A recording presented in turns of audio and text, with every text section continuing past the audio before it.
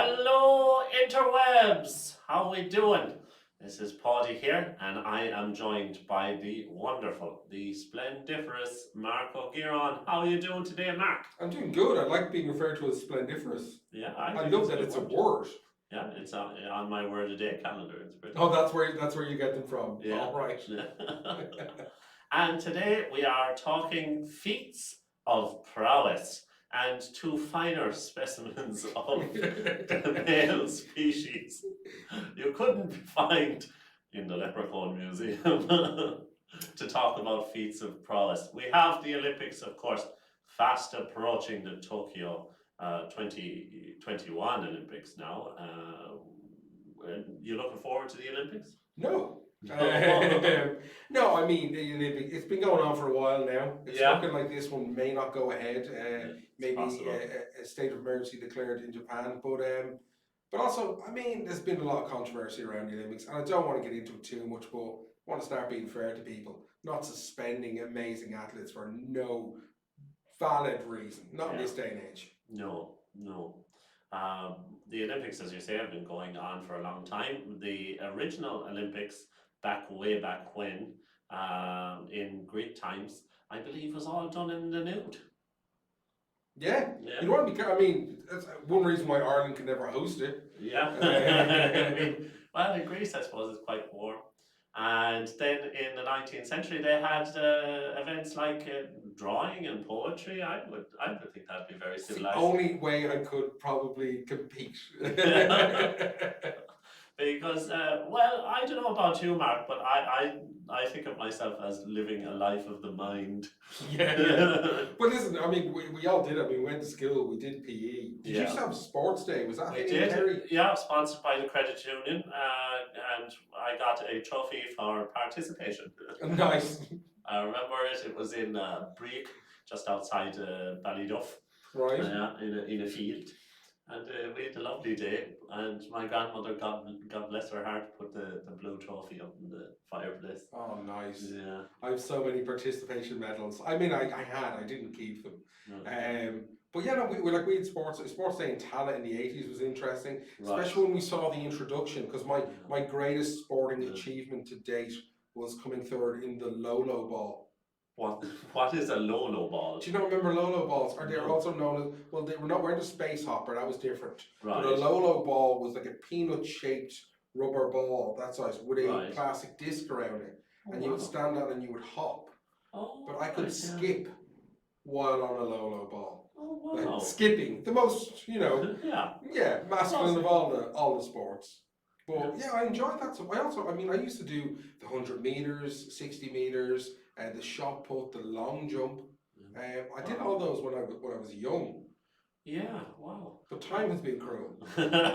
Speaking of masculine and feminine sports, I mean, the very first marathon, the very first race, obviously it was very masculine because it was set during a war. Yeah. It was about one guy running to another town to tell them, by the way, there's an enemy army coming. Yeah. But when we think of races in ancient Ireland, it isn't a man that first comes to mind for us, is it? No, you're talking about Maca. I am indeed, yeah. The Curse of Maca, that story is incredible, and she is unreal. And I know it's kind of come to the end of when she actually gets involved in the race, but she's like heavily pregnant. Yeah, her husband is human, and she's a fairy woman.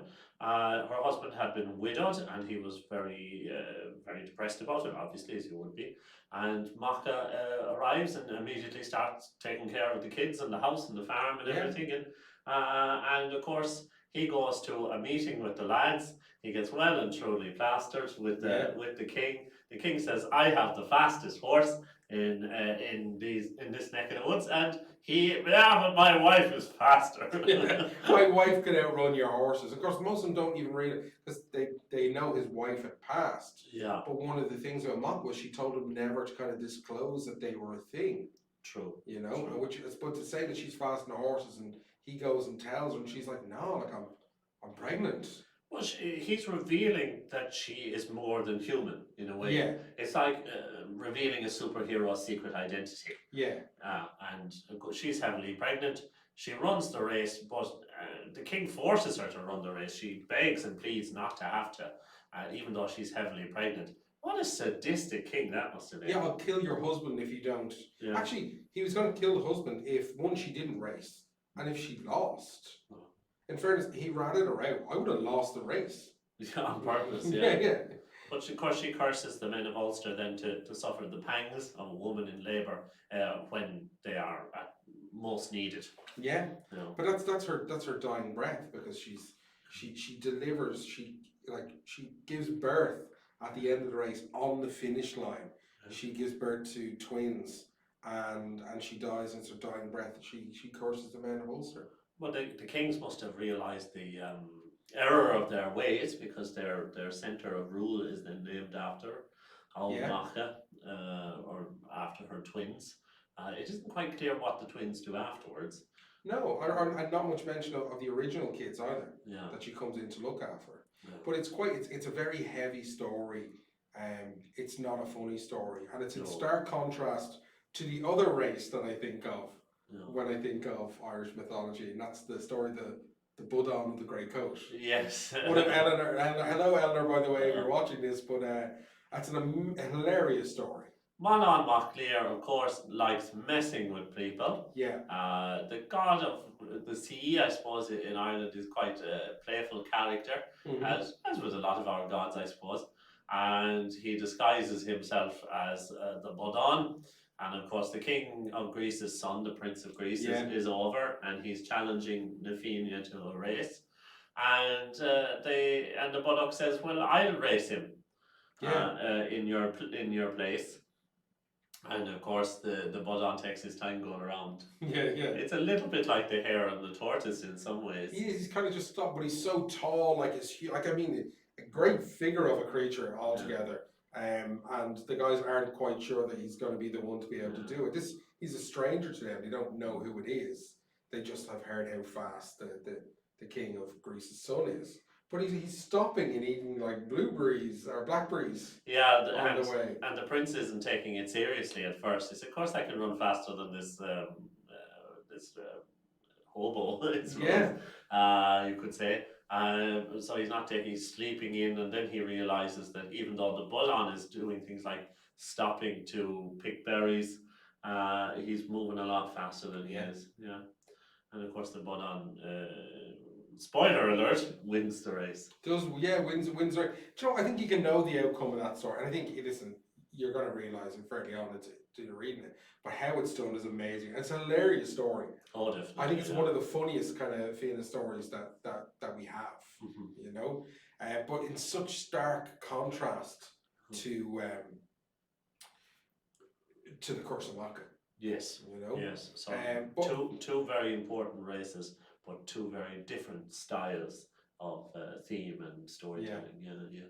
It's funny though in terms of like racing, because I know there's so many other things to talk about. But a shout out to Quilch McRonan. Oh yes, the fastest man in Ireland. He's like the Irish equivalent of the Flash. Yeah, exactly. You know what I mean? Why didn't you just get him to do the race? I mean, maybe he wasn't available.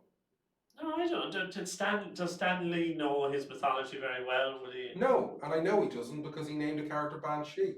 Sean Cassidy, which means woman of the fairies. Yes, but that's you know, he did love his mythology, but he just didn't know the Irish language very well. No, he didn't. Let's not speak ill of the dead. No.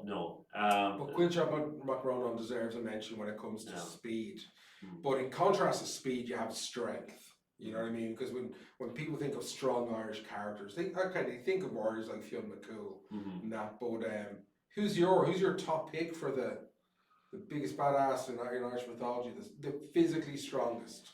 The physically strongest, I would have to say Lugh Father. I think he's probably got a wiry strength. His strength wouldn't be as obvious as someone like Cuchulainn. Yeah. But remember, he takes down Balor. Balor can look at you and you'll just drop dead. Yeah. Balor has reached such an exceeding age by the end that it takes 20 ordinary men using a system of ropes and pulleys to lift up his eyelid. And on top of that, because of Lugh's parents, he's got the Fomorian or the Irish Titan Etna for a mother, and a member of the Tuatha Dé Danann Cian with all the magic ability that that would bring. Yeah. But can he bench them? Ah, Can he bench? Like, do you even lift? Does he? Does he even lift? Is he swole? Yeah, because you think of the Dagda. Because when you look at like these like kind of like world's strongest man competitions, and I Yeah, loved watching them throughout the 80s and 90s. yeah, People like you know John Paul Sigmundson and stuff like that. yeah, These huge rings of men with their big stomachs. You know, they yeah, were. It wasn't like bodybuilders, but I think of the Dagda when I think of stuff yeah. like that. You know.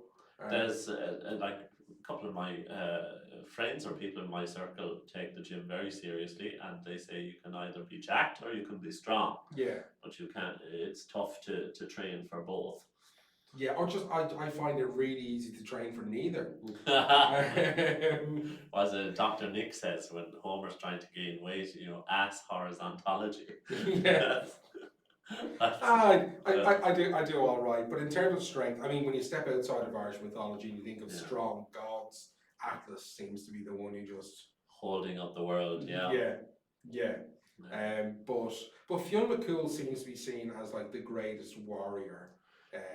Yeah, there is the theory that he was said to be the wisest man in Ireland because he was the largest man in Ireland, and Yeah. you don't tell the largest man in Ireland that he's not very smart. But That's true. That's a good way of looking at it. But culturally there's a lot of similarities between the Gaels of Northern Ireland and the Gaels of Scotland. Yeah. And of course he's linking the two things there. He's linking the two parts there in the story of the Giant's Causeway. The coast of Antrim with the coast of Scotland. And then you have the likes of the Highland Games, which was like their sports day. It was like their national sports day. I've seen them lift the logs and every kind of thing and throw them. It's brilliant stuff. Yeah, no, it is great to see, all right. And did we have anything similar to like the Highland Games here? We had the Chalchin Games. Chalchin Games? Yeah. Chalchu was the foster mother of Lou. Yeah. And she had died of exhaustion while clearing the lands of Ireland for farming.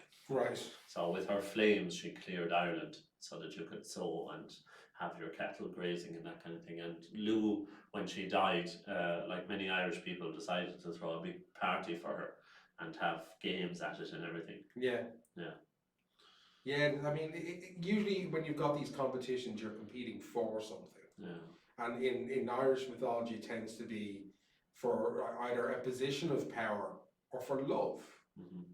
You know, we see that story of the women of a village competing for the hand of the the pillars of ice. Well, women and their waters have been important in Irish folklore since early times. Yeah. When Lear and Mua first arrived in Munster, Munster is named after the goddess Mua.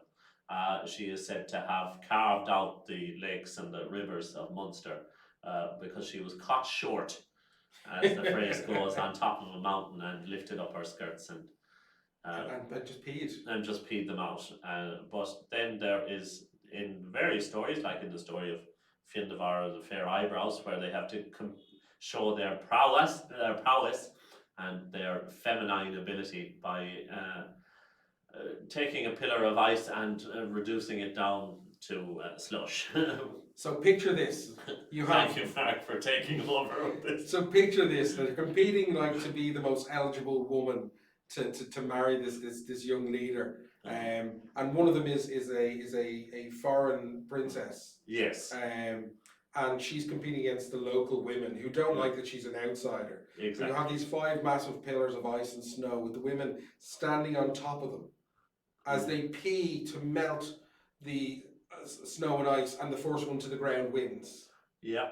Yeah, and she wins. She does. She's the first one to the ground, and you know, great sportsmanship that we've come to know and love in Ireland. The women bait her around the place, scratch her eyes out, and like pull her hair out. Yeah, it wasn't so much a steward's inquiry. No, as it was mob mentality. She was left. I was about to say recovering in a hut, but that's where she went. She wouldn't see anyone. She'd been beautiful and no longer was, and he came to her.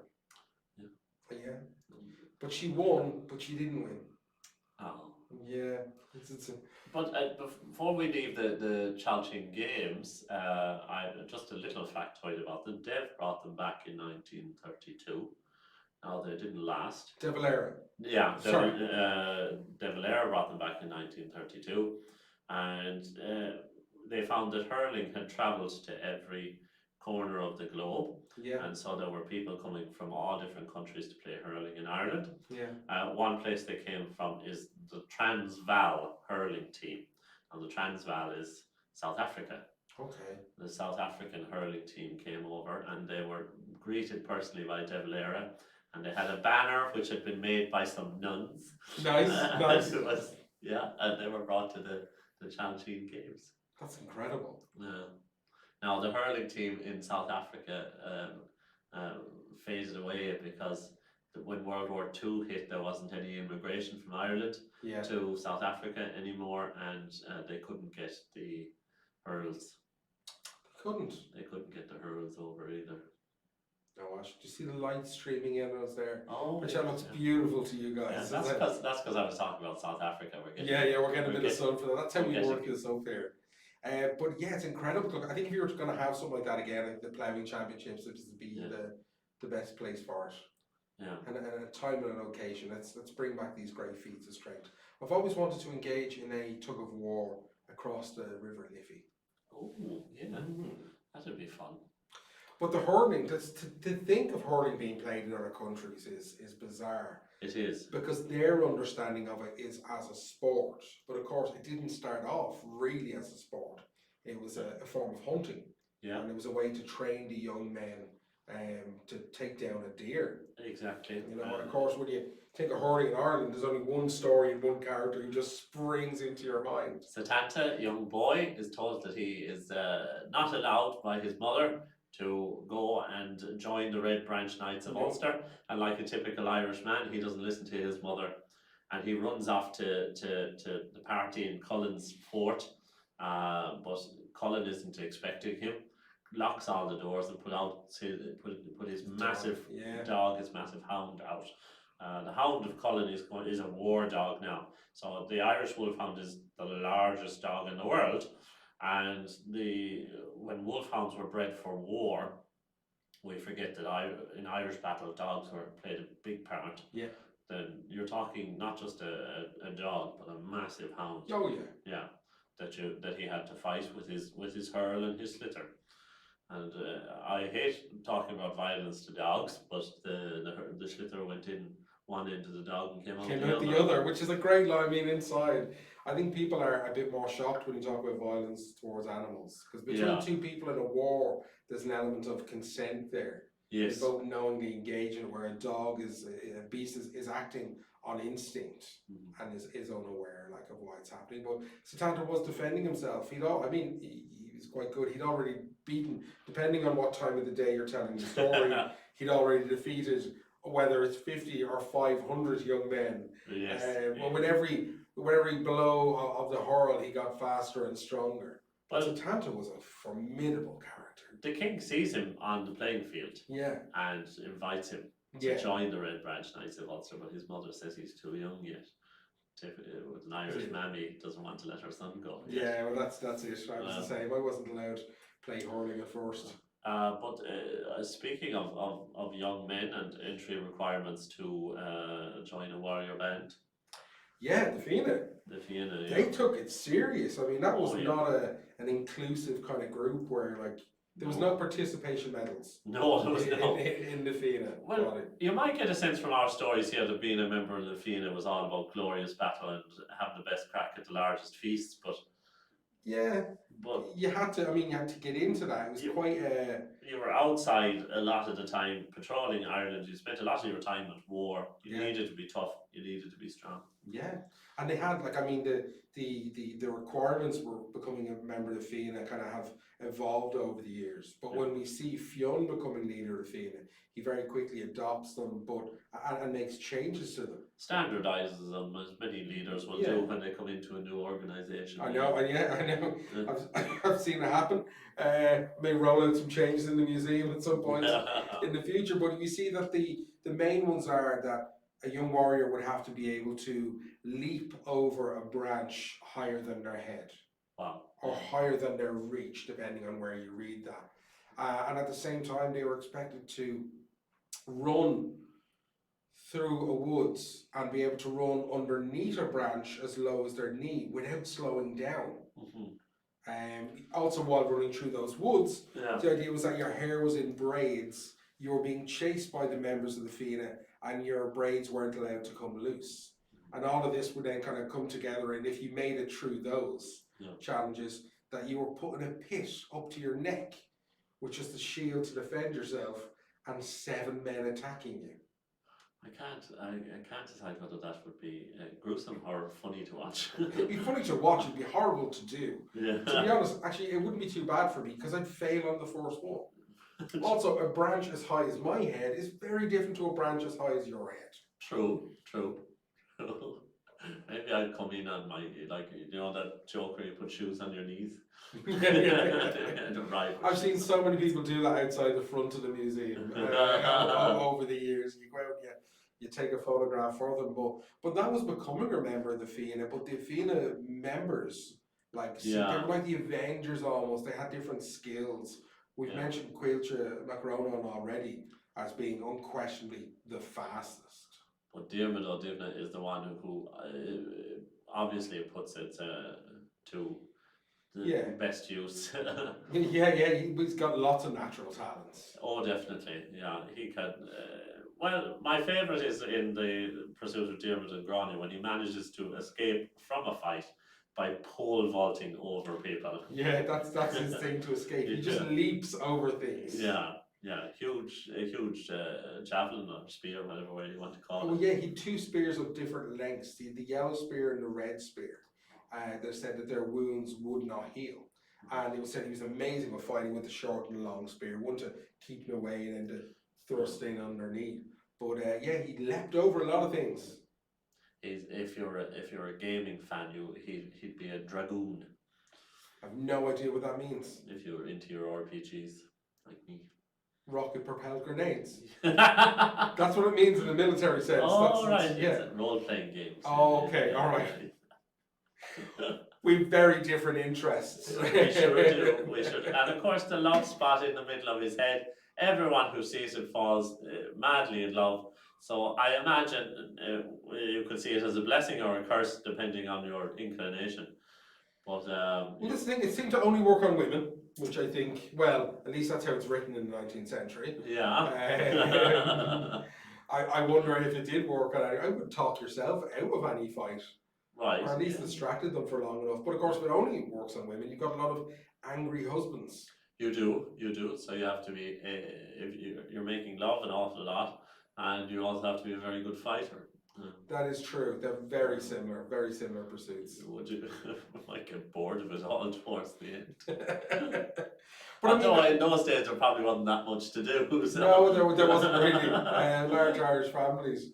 But I mean, the whole thing of the Pursuit of Diarmid and Gráinne is because a woman who was bequeathed through another man takes a fancy to him, So, cause more problems than anything else.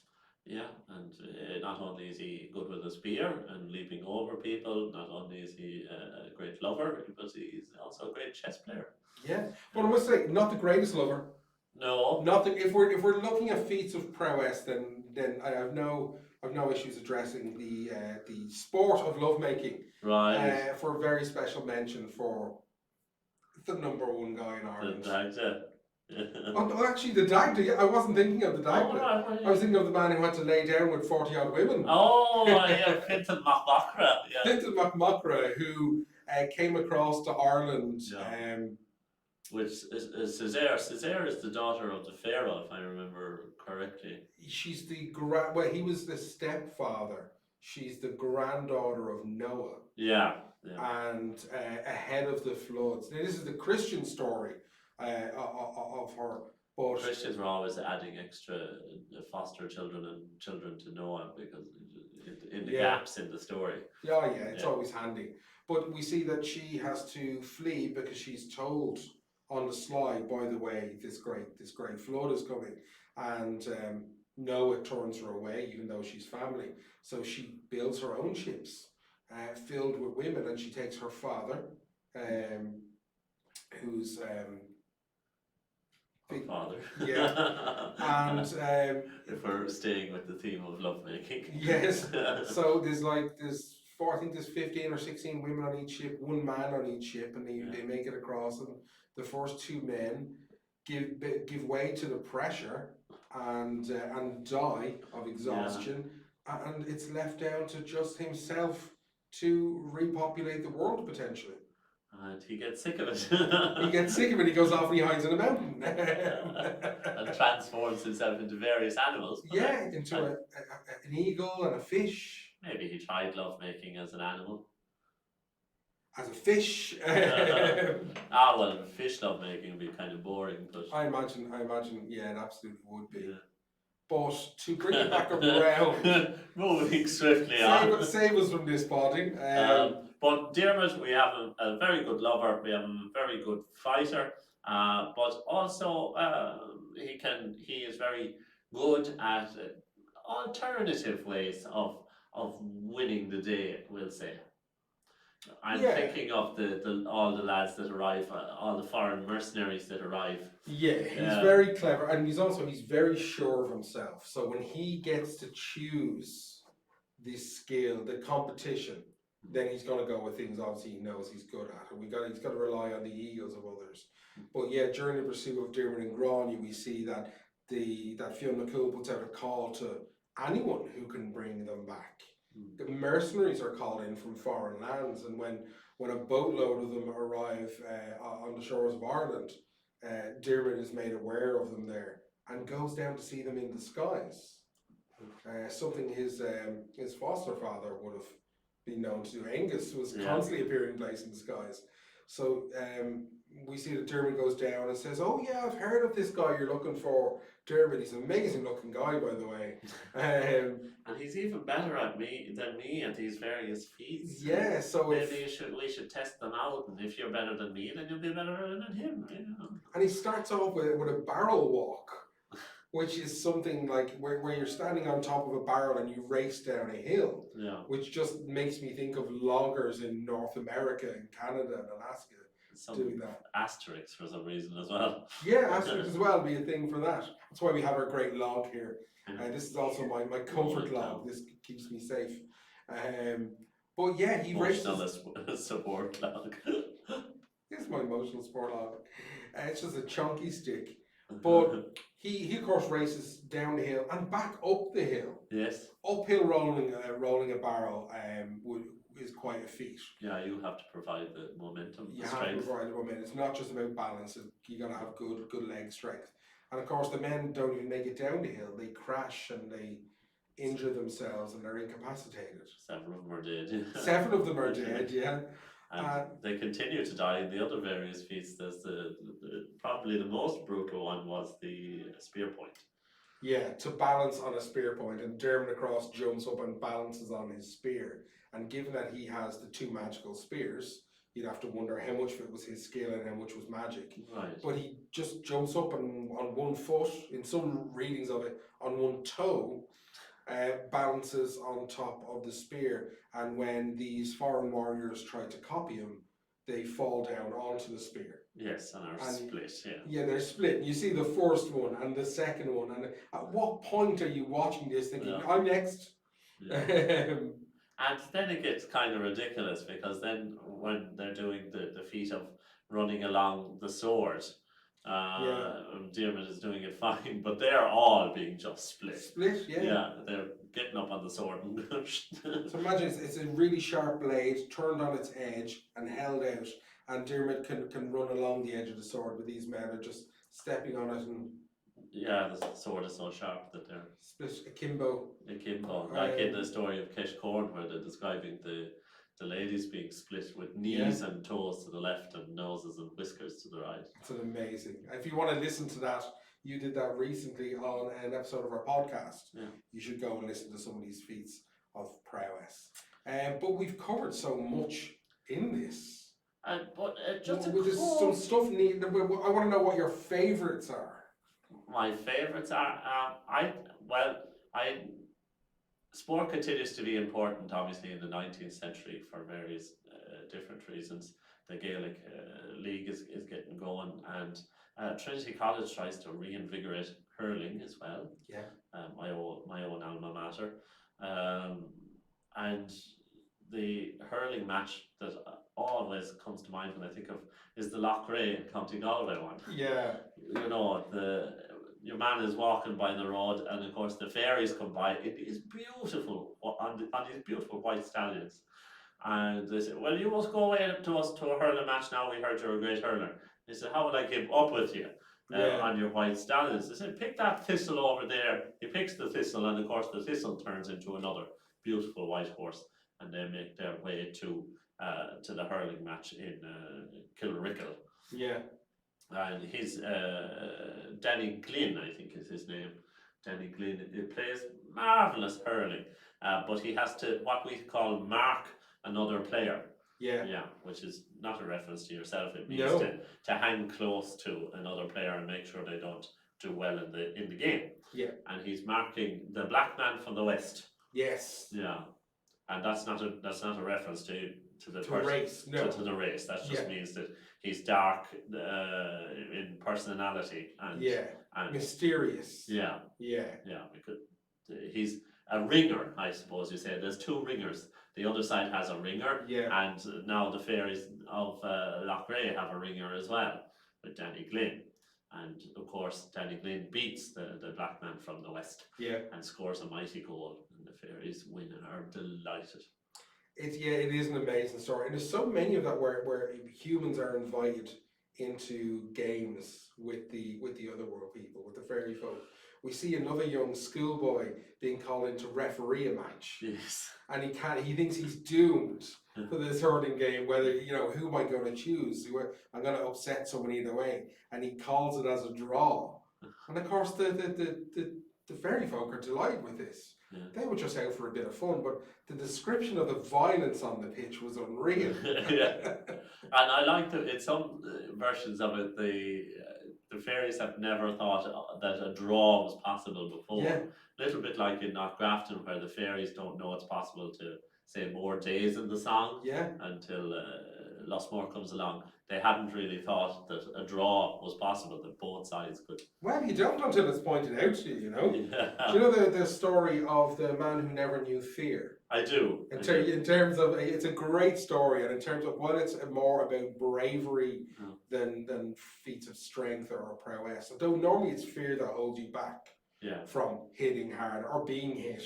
When it comes to fighting, but he faces all these difficult challenges. But one of them, of course, is a hurling match as well that he happens across, and the ball is struck towards him in this valley lane one night, and it hits him in the chest, and it leaves a big hole. But when he pulls the ball out, it's a human head, and he just puts it down and continues on his way. Yeah, in the brain ball story in the Revenge of Meskintra, when the spy from Connacht is looking for the brain ball, he sees that two children are playing with it in the courtyard. So basically the king's head the king of Leinster's head has been scooped out, mixed with stones and gravel, and made into this very hard cement ball for a catapult. Catapult wasn't a child's toy; it was a serious weapon of war. But when the spy from Connacht comes upon it, he sees that it's being played with by two children in the courtyard.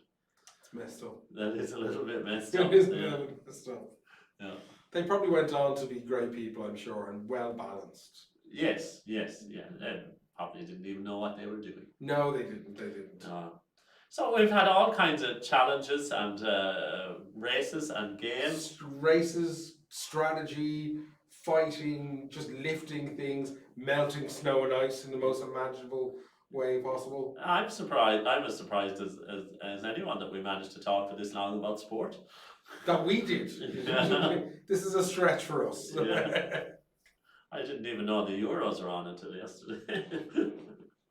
Well, that's fair too.